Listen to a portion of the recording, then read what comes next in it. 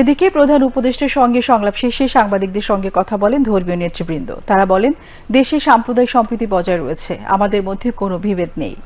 একটি পরাজিত শক্তি ঘোলা পানিতে মাছ শিকার করার চেষ্টা করছে। ভারতীয় মিডিয়াতে অনেক রকমের, যদিও মেইন স্ট্রিমের মিডিয়াতে না, কিন্তু ছোটখাটো মিডিয়াতে অনেক উস্কানিমূলক কথা বলা হচ্ছে। কিন্তু আমরা বাংলাদেশের মানুষ, আমরা যে আসলে সম্প্রীতির মানুষ, যে আমরা অনেক ধৈর্যের পরিচয় দিয়েছি।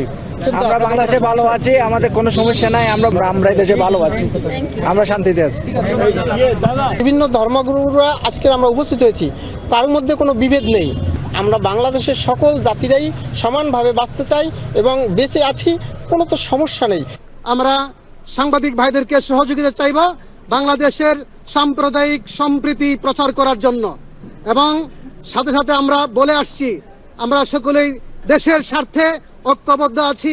সকলে মিলে দেশের বিরুদ্ধে যারাই ষড়যন্ত্র করবে তাদেরকে ঐক্যবদ্ধভাবে কঠিন হস্তে দমন করব ইনশাআল্লাহ। যে মিডিয়ায় অপপ্রচার চালাচ্ছে তাদের আমরা প্রতিরোধ করব।